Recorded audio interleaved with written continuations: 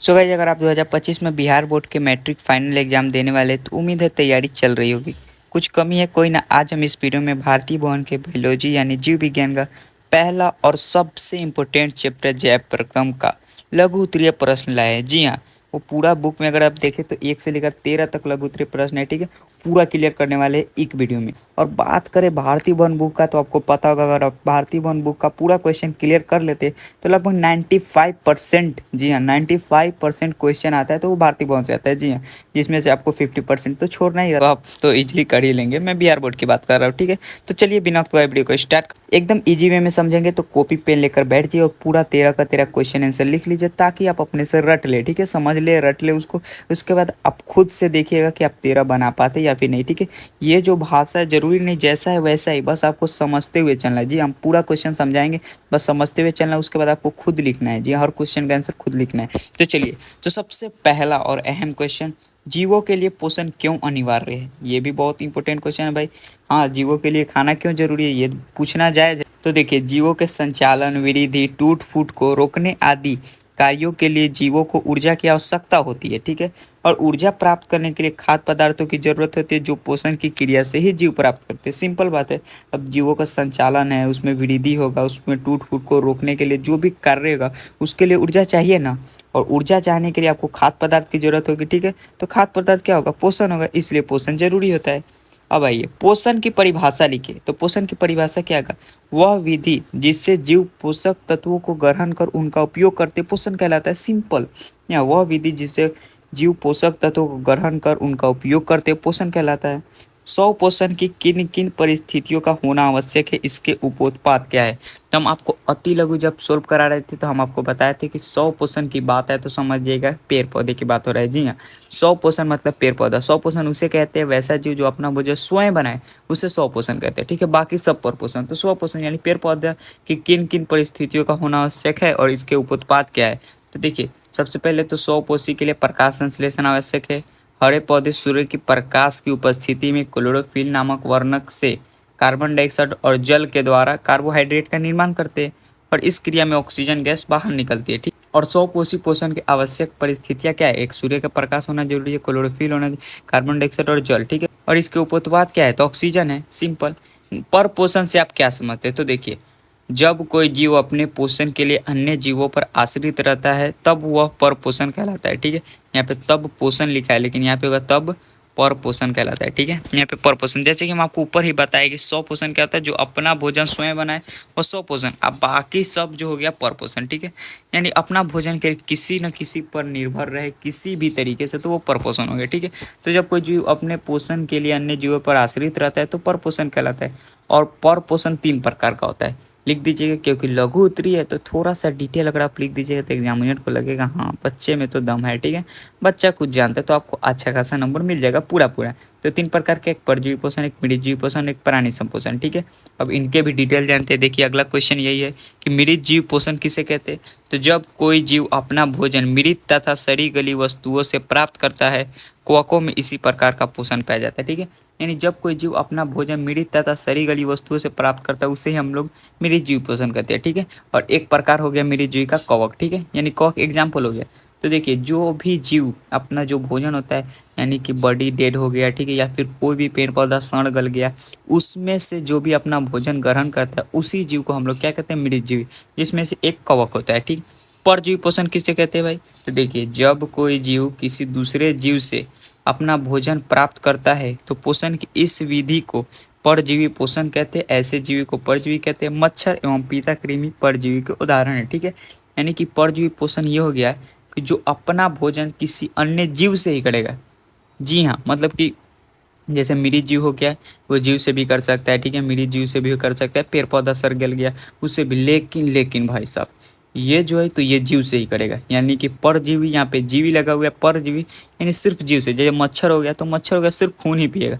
अब ऐसा कहीं देखे कि मच्छर है जाके चाय पी रहा है, ठीक है, या फिर मच्छर है जाकर घास खा रहा है, चावल खा रहा है, रोटी खा रहा है, नहीं ना, मच्छर खून ही पिएगा। ठीक है, तो एक मच्छर हो गया, एक पीड़िताकृमि हो गया। ठीक है, नेक्स्ट आइए, प्राणी समपोषी जीव किसे कहते हैं? ठीक है, तो प्राणी समपोषी, ठीक है, प्राणी समपोषी, प्राणी समभोजी, इसका बहुत सारा नाम है, कंफ्यूज मत होइए। कि वैसे प्राणी जिसमें प्राणी संपोषण विधि से पोषण होता है प्राणी संपोषी कहलाता है। ठीक है, ये हो गया थोड़ा सा सिंपल। ठीक, उसके बाद प्राणी संपोषी किसे कहते हैं, तो इसमें प्राणी अपना भोजन ठोस या द्रव के रूप में जंतुओं के भोजन ग्रहण करने की विधि द्वारा ग्रहण करते हैं। इस प्रकार के लक्षण अमीबा, मेढक, मनुष्य आदि में पाया जाता है। यानी कि सिंपल हम अपने भाषा में बताइए तो था किताबी भाषा। प्राणी संपोषी जीव किसे कहते हैं, तो वैसा जीव जो अपना भोजन ठोस या तरल के रूप में ग्रहण करे। ठीक, ठोस या तरल के रूप में ग्रहण करे तो उसे हम प्राणी संपोषी कहते हैं। जैसे देखिए ठोस के तरल, जैसे हम लोग हो गए इंसान, तो हम लोग क्या कहते हैं, मीट खाते हैं वो ठोस हो गया। ठीक है, लेकिन दूध भी पीते हैं। ठीक है, तो वो तरल हो गया। यानी ठोस और तरल दोनों के रूप में ग्रहण करे तो उसे हम लोग प्राणी संपोषी कहते हैं। ठीक है, नेक्स्ट है ये प्रकाश संश्लेषण से आप क्या समझते हैं, तो लघु उत्तरीय तो थोड़ा डिटेल बनता है।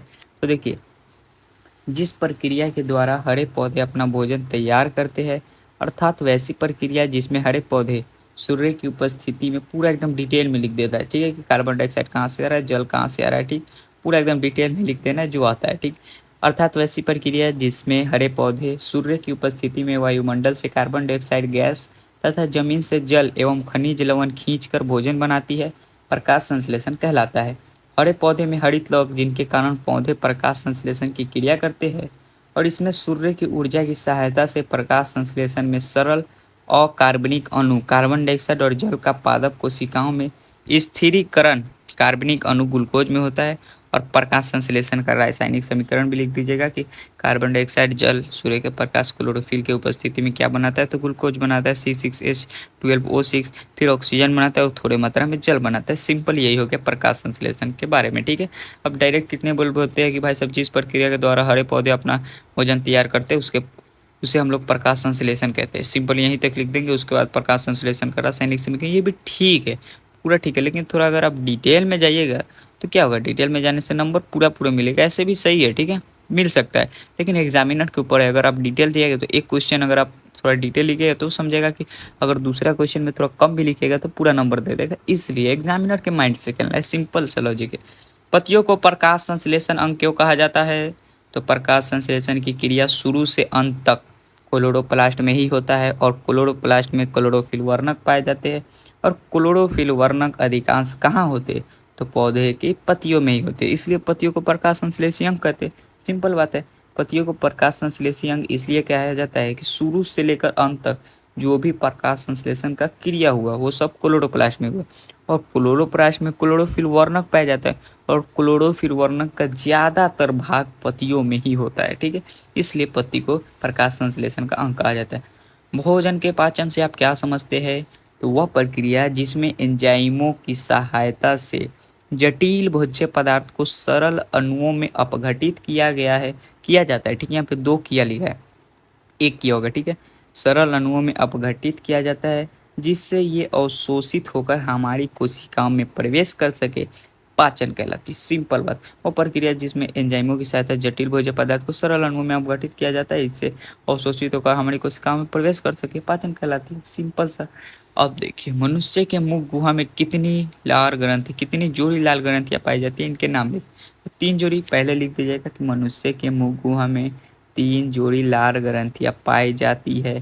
पहला पैरोटिड ग्रंथि, उसके बाद सब मैंडिबुलर ग्रंथि लाल ग्रंथि, उसके बाद सब लिंगुअल लाल ग्रंथि, उसके बाद इसका इंग्लिश भी लिख दीजिएगा। हम बोले ना पूरा डिटेल थोड़ा लिख दीजिएगा ताकि नंबर पूरा मिले भाई। सिंपल, हमारा काम नंबर से है। ठीक, नेक्स्ट है ये मनुष्य में अमाशय कितने भागों में बटा है, उनके नाम लिखे। तो देखिए अमाशय मनुष्य का प्रमुख पाचन अंग है। यह चौड़ी थैली के समान रचना है जो उदर गुहा के बाईं ओर से शुरू होता है और अनुप्रस्थ दिशा में फैली होती है। ठीक है, यानी उदर गुहा के बाईं ओर से शुरू होकर अनुप्रस्थ दिशा में फैली होती है और इसे 3 भागों में बटा होता है। ठीक है, मनुष्य के अमाशय कितने भागों में बटा होता है, 3। पहला होता है कार्डियक जो अमाशय का आगे वाला भाग होता है, फुंडिक जो कि अमाशय के बीच वाला भाग होता है और एक होता है पाइलोरिक जो अमाशय का पिछला भाग होता है। सिंपल बात। ठीक है, तो मनुष्य के अमाशय कितने भागों में बटा होता है, इनके नाम लिखे, डायरेक्ट पूछा है तो अगर आप डायरेक्ट लिख दीजिएगा कि 3 भाग होते हैं, कार्डियक, फुंडिक, पाइलोरिक, तो वही बोले ना थोड़ा डिटेल बनता है, इसलिए थोड़ा अमाशय के बारे में डिटेल लिख दिए। सिंपल बात। नेक्स्ट एंड लास्ट क्वेश्चन, मनुष्य में छोटी आंत की लंबाई कितनी होती है, छोटी आंत के 3 भागों के नाम लिखे। अब यहाँ भी कितने लोग क्या करेंगे, डायरेक्ट लिखेंगे मनुष्य में छोटी आंत की लंबाई छोटी आंत की लंबाई लगभग 6 मीटर होती है। छोटी आंत के 3 भाग होते हैं, गिरहनी, जेजुनम, इलियम, बस हो गया, लेकिन हम थोड़ा डिटेल में लिखेंगे क्योंकि हमको चाहिए ज़्यादा नंबर। तो छोटी आंत आहार नल या पाचन तंत्र का सबसे लंबा भाग है। इसका आकार बेलनाकार होता है। इस भाग में पाचन की क्रिया पूर्ण हो जाती है तथा पचे हुए पदार्थ का अवशोषण होता है, और इसकी लंबाई लगभग 6 मीटर तथा चौड़ाई 2.5 सेंटीमीटर होती है। और छोटी आंत के 3 भाग होते हैं, एक होता है ग्रहणी, एक होता है जेजुनम, एक होता है इलियम। बस यही था 3 भाग। उम्मीद करता वीडियो पसंद आएगी और पूरा क्वेश्चन तो समझ में आया होगा, ठीक है। तो आप पूरा नोट कर लीजिए या फिर स्क्रीनशॉट ले लीजिए, या फिर समझते हुए अपने खुद से आंसर लिखिए। क्वेश्चन समझिए क्या पूछ रहा है, खुद से आंसर जो आ रहा है लिख दीजिए, क्योंकि एग्जाम में भाई साहब पूरा तो छापिएगा नहीं ना, खुद से ही लिखना पड़ेगा। तो अभी से स्टार्ट कर दीजिए। चलिए मिलते हैं नेक्स्ट वीडियो में, तब तक के लिए बाय, टेक केयर।